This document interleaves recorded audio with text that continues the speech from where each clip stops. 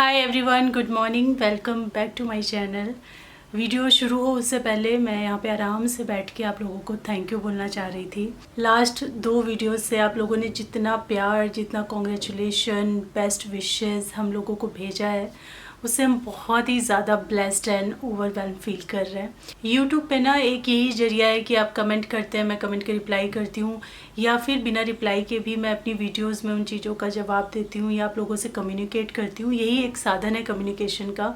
तो बहुत ही नॉर्मल सा लगता है कमेंट करना, कमेंट पढ़ना, बट इसके पीछे की जो फीलिंग होती है ना, वो बहुत ही डीप होती है। जब आप कमेंट पढ़ते हो तो इतने सारे लोगों के जब अच्छे अच्छे कमेंट्स आपको मिलते हैं ना, तो इतनी खुशी होती है अंदर से, जिसको समझना इतना इजी नहीं है, ना ही समझा पाना इतना इजी है। वो सिर्फ एक फीलिंग है जो मैं फील करती हूँ जब मैं आपके कमेंट्स पढ़ती हूँ। खासकर ऐसे किसी मौके पे जो मेरे लिए, मेरे जीवन का खुशी का मौका है, मेरी अचीवमेंट है, उस पे जब मैं किसी और को खुश होते हुए देखती हूँ ना, तो मुझे बहुत अच्छा लगता है। क्योंकि ये चीज़ बहुत रेयर होती है कि आदमी किसी की खुशी में खुश हो। आजकल बहुत रेयर रह गया ये। जल्दी कोई खुश नहीं होता किसी और को खुश देख करके, बल्कि दुखी और हो जाता है। और ऐसे में जब कोई आपको इतने प्यारे मैसेज, इतने मतलब हार्ट को टच करने वाले मैसेज, तो ना बहुत अच्छा लगता है। बहुत ओवरवेलमिंग, बहुत ही मतलब एक डीप कनेक्शन सा फील होता है, जिसको मैंने कहा ना, समझा पाना थोड़ा मुश्किल है। तो बस उसी लिए मैं यहाँ पे बैठी थी आप लोगों को थैंक यू करने के लिए, क्योंकि इतने सारे मैसेज को रिप्लाई करना तो पॉसिबल नहीं है। हालांकि आज सुबह बहुत सारे मैसेजेस को रिप्लाई किया है, बट स्टिल जितना रिप्लाई किया उससे डबल ट्रिपल अभी पेंडिंग है। जो आप लोगों ने मुझे इतने अच्छे अच्छे कमेंट करके वो जो गुड फील करवाया है ना, उसके लिए थैंक यू सो मच। अभी भी आपको मैं सेम बैकग्राउंड में ही दिख रही हूँ, तो ऑब्वियसली अभी तक शिफ्टिंग नहीं हुई है। उसके बारे में मैं बहुत एक इम्पॉर्टेंट चीज़ आपसे नेक्स्ट व्लॉग में डिस्कस करने वाली हूँ। बट अभी मैं क्या करूँगी, अभी मुझे ढेर सारी सब्ज़ी एंड ग्रॉसरीज ऑर्डर करनी है। ऐसे भी मैं काफ़ी ज़्यादा ऑनलाइन शॉपिंग करती हूँ, चाहे वो फ्रूट्स हो, सब्जियाँ हो, या फिर ग्रॉसरी का सामान हो। ग्रॉसरी का तो मोस्टली मैं ऑनलाइन ही मंगा लेती हूँ, मुझे बहुत हैसल फ्री लगता है। बट अभी 1-1.5 महीने से तो मेरा बाहर से कनेक्शन बिल्कुल ख़त्म हो गया है। सब्ज़ी एक आध ही अगर बाहर से मिल जाए तो मिल जाए, अदरवाइज़ ज़्यादातर ऑनलाइन आती है। और मैं कहाँ से मंगाती हूँ? मैं मंगाती हूँ स्विगी इंस्टामार्ट से। स्विगी इंस्टामार्ट आपको स्विगी ऐप पे ही अवेलेबल है। जैसे ही आप इसको ओपन करेंगे, आपको यहाँ पे ऑप्शन मिल जाएगा स्विगी इंस्टामार्ट का, जहाँ पे आपको ग्रोसरीज, फ्रूट्स एंड वेजिटेबल्स जो भी आप चाहें वहाँ से ऑर्डर कर सकते हैं। मुझे भी जो जो चाहिए मैं फटाफट कार्ट में डालूंगी और ऑर्डर प्लेस कर दूँगी।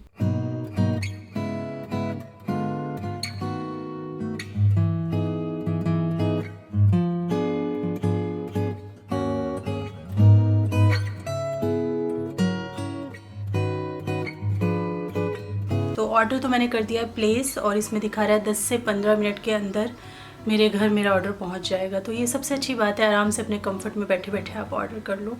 और चलिए अब आज का व्लॉग शुरू करते हैं। आज का व्लॉग है मेरे रूटीन के बारे में, कि मेरा आजकल रूटीन कैसा चल रहा है, किस तरीके से सब कुछ मैनेज हो रहा है, और जैसे कि हमारी शिफ्टिंग होने वाली है तो किस तरीके से मैं अपने घर को प्रिपेयर कर रही हूँ और ख़ुद को प्रिपेयर कर रही हूँ इस शिफ्टिंग के लिए।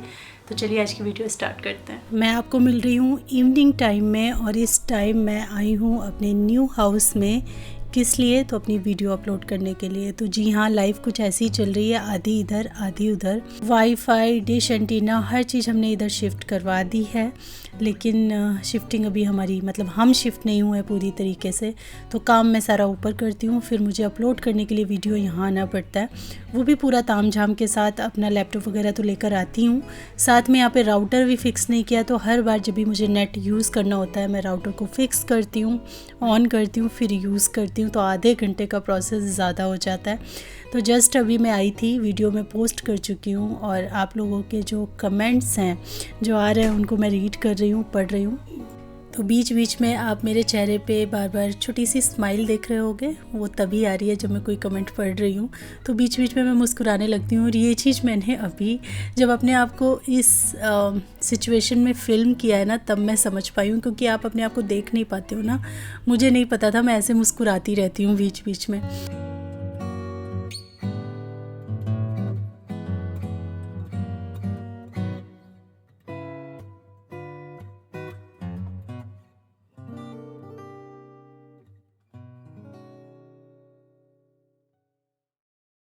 और यहाँ पे एक ना इंस्टेंट खट्टी मीठी टमाटर की चटनी की रेसिपी मैं शेयर कर रही हूँ, जो माँ की रेसिपी है। और ये मैंने आज नहीं, मैंने कल बनाई थी, शूट किया था, तो सोचा आज के ही व्लॉग में आपके साथ शेयर कर लूँगी।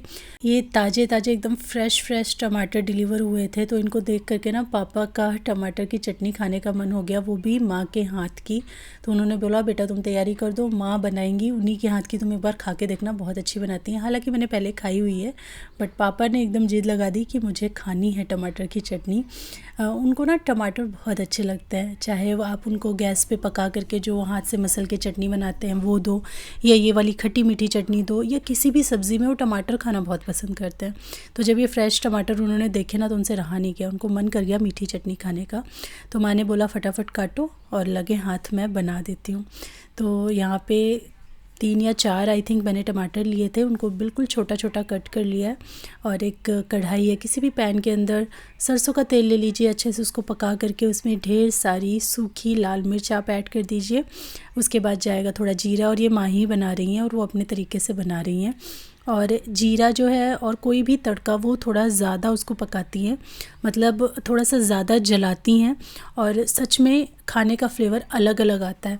मैं जैसा बनाती हूँ तो अलग फ्लेवर आता है, उनके हाथ का अलग फ्लेवर आता है, चाहे एक ही तरीके से बना रहे हो, एक ही इंग्रेडिएंट से बना रहे हो। और इस समय माँ मुझे समझा रही थी कि जब भी तड़का लगाएं तो तड़का ढके ज़रूर, उससे क्या होता है तड़के का जो फ्लेवर होता है सारा उड़ के बाहर नहीं निकलता, खुशबू सारी बाहर नहीं निकलती, बल्कि आपके खाने के अंदर ही रहती है। तो वो ढक ढक के ही तड़का लगाती हैं, जीरा डालेंगी ढक देंगी, लाल मिर्च डालेंगी ढक देंगी, ऐसे।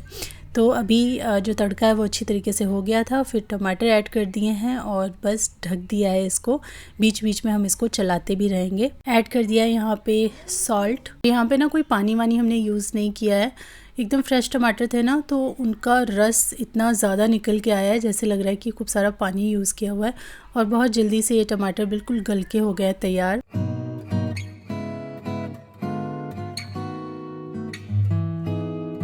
लास्ट पे जाएगा आधा कप गुड़। तो ये खट्टी मीठी चटनी बहुत ही इंस्टेंट है, बहुत जल्दी बन जाती है। और गुड़ की जगह आप चीनी का भी इस्तेमाल कर सकते हैं, बट गुड़ डालने से ना फ्लेवर बहुत अच्छा आता है। 2 चुटकी मैंने गरम मसाला इसके अंदर ऐड किया है लास्ट में। और हाँ, किशमिश ऐड किए थे, 1/4 कप किशमिश डाला है। इसके साथ में ना आप थोड़े से काजू भी ऐड कर सकते हो। और ये थी आज की हमारी थाली, जिसमें ना बहुत सारे फ्लेवर्स हैं। आज नॉर्थ इंडियन भी है, साउथ इंडियन भी है, सब कुछ है। जो कुछ लेफ़्ट ओवर है, कुछ नया बना हुआ है, तो कई सारे फ्लेवर्स के साथ आज की थाली है हमारी। तो यहाँ पे जो 2 तरह की सब्ज़ी आप देख रहे हैं, सूखी सब्ज़ी, एक है कच्चे केले की सब्ज़ी, एक है आलू गोभी की सब्ज़ी, साथ में जो मीठी चटनी बनी है वो है, और सांभर और ये ग्रीन चटनी नारियल की, ये मैंने सुबह ना ब्रेकफास्ट में बनाया था, south Indian food, idli chutney sambar, तो उसका लेफ़्ट ओवर है, तो वो हो गया है हमारा। तो ये था आज का हमारा डिनर। और अभी हम फिर से आए हैं आज की क्लिप के ऊपर। जैसा मैंने बताया कि ये चटनी मैंने कल बनाई थी, तो वो कल रात की चटनी और थाली की रेसिपी थी। अभी जैसा मैंने बताया, मैं नीचे गई थी वीडियो अपलोड करने के लिए, उसके बाद ऊपर आई हूँ, और आते आते फटाफट सबसे पहले मैंने चाय चढ़ाई है, क्योंकि नीचे एक वर्कर काम कर रहे हैं, तो उनको सुबह शाम देना पड़ता है। हमारा सारा काम हो चुका है, पेंट का जो काम बचा है मैं डिस्कस करूँगी। ये बहुत बड़ी कुछ एक प्रॉब्लम सी हो गई है, जिसको मैं अगले व्लॉग में अच्छी तरीके से बैठ के डिस्कस करूँगी। ये व्लॉग जो है ऑलरेडी काफ़ी लंबा चौड़ा हो गया है, तो इसमें मैं डिस्कस नहीं कर पाऊँगी। तो उनके लिए मैं बना रही हूँ यहाँ पे चाय, और अपने सबके लिए भी, माँ पापा और अपने लिए भी शाम हो गई है, तो चाय बनेगी। तो पहले उनको देकर आऊँगी, फिर हम लोग आराम से बैठ के चाय पियेंगे।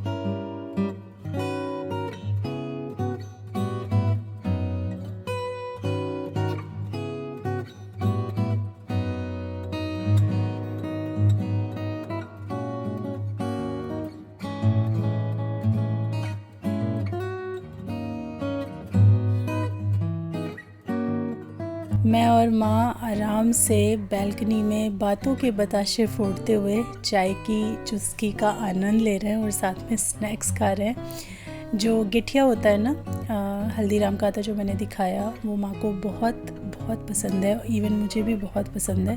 तो उसके साथ चाय पीने में तो बहुत मज़ा आता है।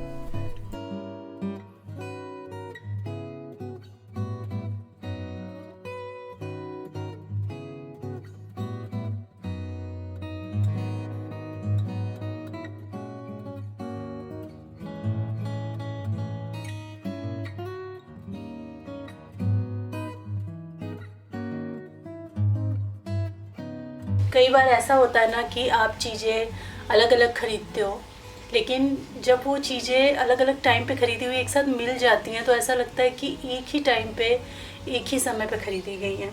तो ये वाला जो सेट है, ये लाठी का सेट है। आप लोगों को याद होगा, मैंने लिया था जब मैं गाँव गई थी। इस बार तो गाँव में जा नहीं पाई थी, इससे पहले जब मैं गई थी तब मैंने लिया था, लास्ट ईयर, मतलब 1 साल से ऊपर हो चुका है। एक बार मैं सेट बनाती हूँ फिर दिखाती हूँ आपको। ये वाला सेट जब मैं लास्ट ईयर छठ पे गई थी तब मैंने वहाँ से परचेज़ किया था, गांव से। ये मुझे मतलब ऐसा नहीं था कि किसी साड़ी पे था, कोई कलर ऐसा मैच कर रहा था, बस ये मुझे मतलब देखा, मुझे अट्रैक्ट किया। ये येलो कलर वैसे भी मुझे बहुत पसंद है, और ये इस पर जो ये मोर पंख वगैरह बने हुए हैं, ये आपको दिख रहा है, मोर पंख नहीं, पूरे के पूरे मोर बने हुए हैं। तो ये मुझे ना बड़ा ही प्यारा लगा था, तो मैंने इसको परचेज़ कर लिया। और उसके बाद ना इतने दिनों से कभी भी मुझे ये वाला सेट पहनने का समय नहीं मिला। और जब अभी गृह प्रवेश था तो नई चूड़ी नई लाठी चाहिए थी, और मुझे बिल्कुल ध्यान ही नहीं आ रहा था, मेरे पास तो कुछ नया था ही नहीं। तो फिर फटाफट जब मैंने अपना बैंगल बॉक्स चेक किया तो मुझे ये चूड़ियाँ मिली। और ये चूड़ियों से पहले मैं अपनी साड़ी खरीद चुकी थी 1 दिन पहले, और वो वाली साड़ी जो मैंने पहनी थी अपने गृह प्रवेश में, वो और ये चूड़ियाँ एकदम परफेक्ट मैच हो रही थी। ऐसा लग रहा था कि एक साथ में ख़रीदी गई हैं। जबकि ये लाठी ना मैंने 1.5 साल पहले अपने गांव से ख़रीदी थी, तो शायद ये इस दिन के लिए ही मैंने उस दिन ख़रीदी थी। तब मुझे कुछ अता पता ही नहीं था मैं घर लूँगी और उस दिन मैं ये पहनूँगी। बट देखो कैसा मतलब संजोग है कि ये मैंने तब ख़रीदी, परफेक्ट मैच बनी है मेरी साड़ी के साथ में, और ये 1-1.5 साल में मैंने कभी पहनी भी नहीं, तो अनटच्ड रखी हुई थी। और ये मेरे काम आई तब जब मेरा गृह प्रवेश था।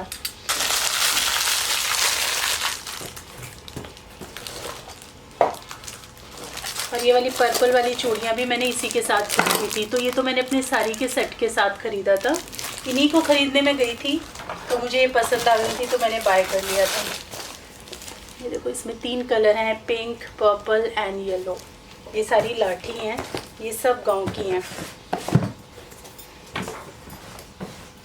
और ये वाला सेट मैंने पहना था गृह प्रवेश की पूजा में। कान के नहीं पहने थे, कान के आर्टिफिशियल पहनती हूँ ना तो तुरंत पक जाते हैं मेरे कान, इसको भी रख देते हैं।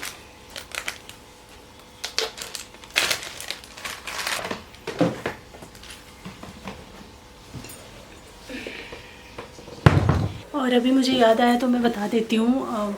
मतलब बहुत टाइम से ना बहुत सारे लोग पूछ रहे हैं मेरे ब्रेसलेट्स के बारे में, कहाँ से लिया। तो मैंने अभी बैंगल्स की बात करी तो मेरे दिमाग में आया, दिमाग में तो आता था बट ऐसे डिस्कशन करने का टाइम ही नहीं मिल रहा था मुझे। पिछले 1 महीने से तो आप समझ ही रहे हो, काफ़ी हौच पौच लाइफ चल रही थी। अब थोड़ा सा मैं रिलैक्स हुई हूँ, बहुत मतलब थोड़ा सा नहीं, आज लगभग 1.5 महीने बाद आज का वो दिन है जिस दिन मैंने अपने घर को थोड़ा सा समय दिया है, थोड़ी चीज़ें ऑर्गेनाइज़ की। और इतनी सरप्राइज़ हुई हूँ मैं देख करके, कहाँ की चीज़ें कहाँ कहाँ पहुँच गई हैं। मेरे रबर बैंड का जो डब्बा है जिसके अंदर मैं रखती हूँ, उसमें एक भी रबर बैंड नहीं है, चारों तरफ फैले हुए हैं। और ऐसा नहीं है कि वो मैंने रखे हैं, मैं जैसे कहीं रख देती हूँ फिर पूनम वहाँ से उठा के कहीं और रख देती है, सिद्धार्थ उठा के कहीं और, ऐसे ऐसे पता नहीं कहाँ कहाँ पहुँचे हुए हैं। तो बहुत आज मैंने घर ऑर्गेनाइज़ किया। आज बड़ा अच्छा सा भी मुझे फ़ील हो रहा है कि हाँ, मैंने थोड़ा सा घर को अपने समय दिया है। और ब्रेसलेट की बात रही तो मैं बता देती हूँ, ये वाला जो मेरा ब्रेसलेट है ये आर्टिफिशियल है। ये भी मुझे लगता है मैंने 3-4 साल से हाथों में डाला हुआ है, और ये ओनली 50 रुपीज़ का था। बुद्ध बाज़ार से मैंने और वंदना ने साथ में लिया था, तो वो भी पहन के रखती है, मैं भी पहन के रखती हूँ। इसका कलर वगैरह कुछ भी ख़राब नहीं होता है, और ये ऐसे का ऐसा है। बहुत अच्छा है। और ये अमेज़ॉन पे भी अवेलेबल है, तो लिंक मैं डाल दूँगी डिस्क्रिप्शन में। वहाँ से भी मैंने 2 कड़े मंगाए थे, तो अदल बदल के मैं पहन लेती हूँ सेम एकदम। बट अमेज़ॉन पे क्या है, 50 का नहीं मिलेगा, ऑब्वियसली थोड़ा सा महंगा मिलेगा। तो अपनी लोकल मार्केट में जो बाज़ार बाज़ार होते हैं उसमें देखिए, जहाँ आर्टिफिशियल ज्वेलरी मिलती है उनके पास में ये वाला ब्रेसलेट मिल जाएगा। रही बात इस ब्रेसलेट की, जब मैंने बाय किया था, मैंने आपके साथ शेयर किया था, ये मैंने लिया था कल्याण ज्वेलर्स से। ये 2200 का था। ये चांदी का है और इसमें इस टाइप से 2 नग जैसे लगे हुए हैं। इसको भी मुझे लगता है 1.5-2 साल से उससे ऊपर ही मैंने अपने हाथों में पहना हुआ है। ये 2 का सेट था, मुझे सिर्फ एक ही लेना था, बट एक ऐसे दे नहीं रहे थे, वो सेट में था क्योंकि ये, तो मैंने दोनों ले लिए। जब एक गंदा हो जाता है तो दूसरा पहन लेती हूँ, ऐसे करके मैं पहनती हूँ, दोनों हाथों में नहीं डालती। मुझे बहुत पसंद है ये वाला ब्रेसलेट। तो कल्याण ज्वेलर्स पे आपको और भी बहुत सारे डिज़ाइन मिल जाएंगे, जैसा आप चाहेंगे। उसके बाद ये जो ब्रेसलेट है, ये वाला, ये एक्चुअल में ये राशि को देख करके जो नग होते हैं ना, नग बोलेंगे क्या बोलेंगे इनको, स्टोन्स होते हैं, तो उनसे बनाया हुआ ब्रेसलेट है। ये भी चांदी का ब्रेसलेट है और इसके अंदर 4 तरह के अलग अलग नग स्टोन्स दिए हुए हैं, और ये हमारे पंडित जी ने हमें बना के दिया है। तो जो पंडित जी ने मेरी गृह प्रवेश की पूजा कराई, वही मतलब समय समय पर हमारे घर आते हैं, और अगर उनको कुछ लगता है कि चेंजेस करने हैं तो वो अपने आप जो बताते हैं हम कर देते हैं। तो उन्होंने ही मुझे ब्रेसलेट बोला था कि बेटा आप ये पहन लो हाथ में, तो फिर मैंने ये उनके कहने पे पहन के रखा। इस टाइप के ब्रेसलेट आपको, मतलब ये तो ऐसे ही बने हुए हैं, ऐसा ही बना हुआ ब्रेसलेट है कि किसी भी जो ज्वेलर हैं उनके पास आपको ये इस टाइप का ब्रेसलेट आप बनवाओगे तो बन जाएगा। बट ये जो स्टोन्स है ना, ये आप अपना जो राशि होता है उसके हिसाब से पहने चाहते हैं, तो ऐसे भी कुछ भी खरीद के नहीं पहनना होता है। एक बार आप दिखा लेना, अगर आपको शौक़ है इस टाइप के ब्रेसलेट का तो आप बना सकते हो।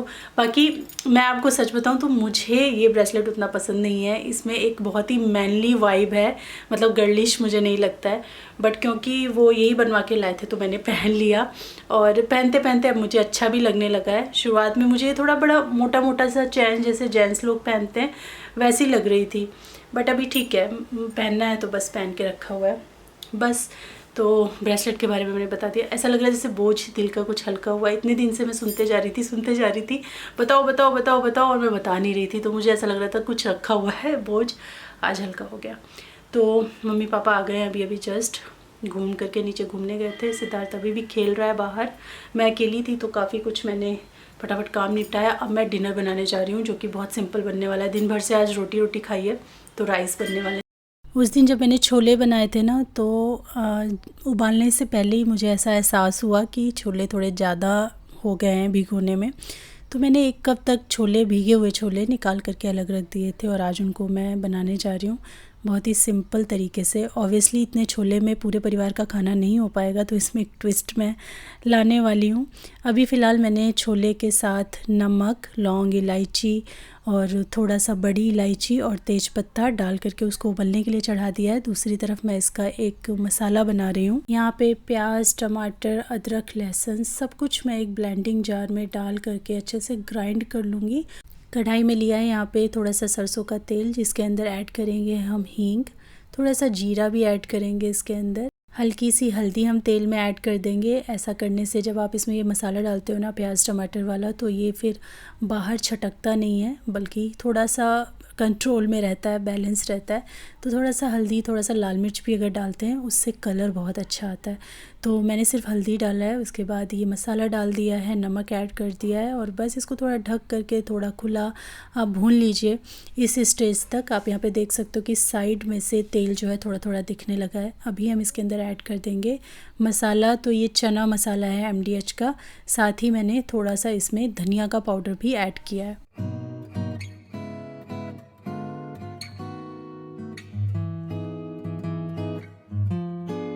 मसाला खूब अच्छे से भुन गया है, तो अभी हम क्या करेंगे, थोड़े से इसमें 1 चमचा के आसपास छोले ले लेंगे और इसको अच्छी तरीके से हम मैश कर देंगे। ऐसा करने से ग्रेवी जो है ना वो बढ़िया थिक, गाढ़ी गाढ़ी सी बन के तैयार होगी।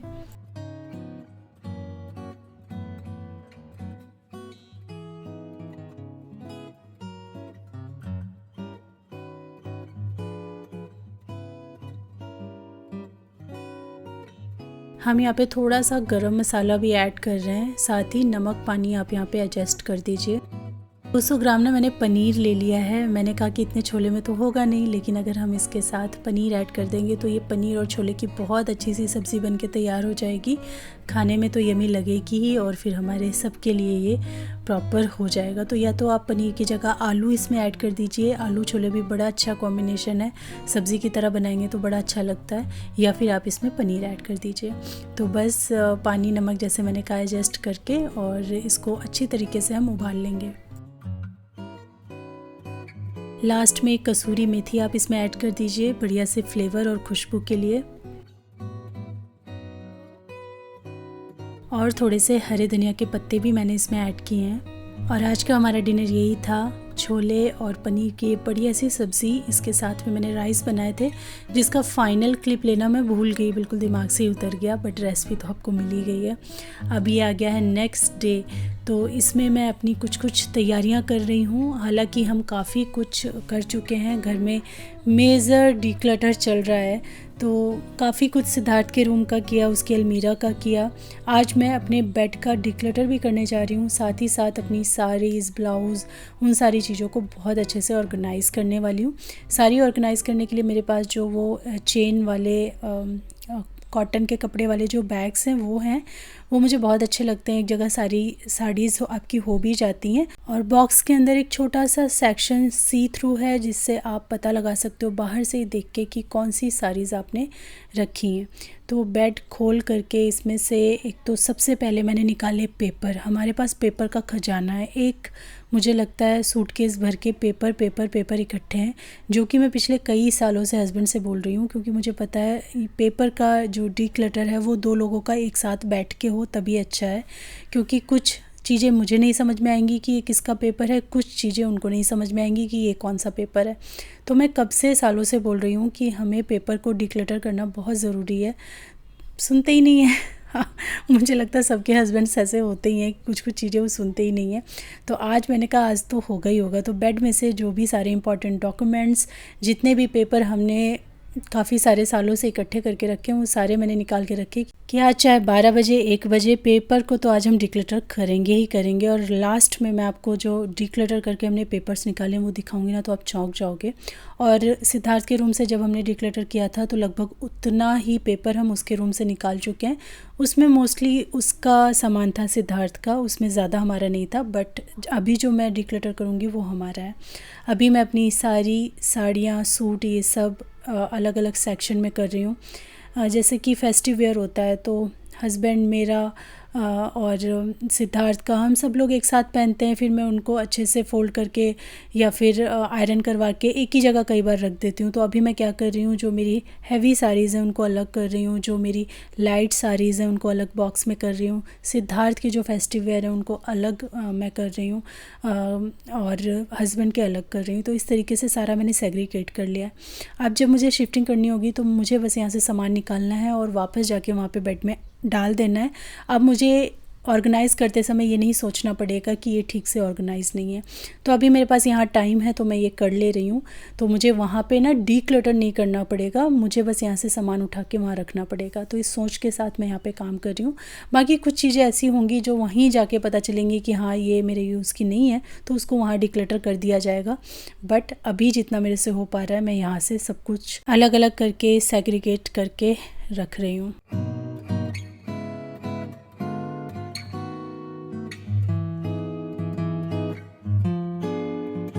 वीडियो में ना तो ये सिर्फ 5 मिनट का काम लगा है, बट मुझे लगभग 3 आवर्स लग गए थे अच्छे से सारी चीज़ों को सेग्रीगेट करने में, उनको प्रॉपरली प्लेस करने में और थोड़ा सा डिक्लटर करने में। बाकी पेपर डिक्लटर हम शाम को मैं और हस्बैंड दोनों बैठ के करने वाले हैं। और किचन के काम तो हमारे बीच बीच में आके चलते ही रहते हैं, तो वो सारा काम करके बेडशीट वगैरह बिछा के मैं आई हूँ किचन में। ये फ्रूट्स एंड वेजीज़ थोड़ा सा वॉश करके मुझे रखनी है, साथ ही खाना भी बनाना है।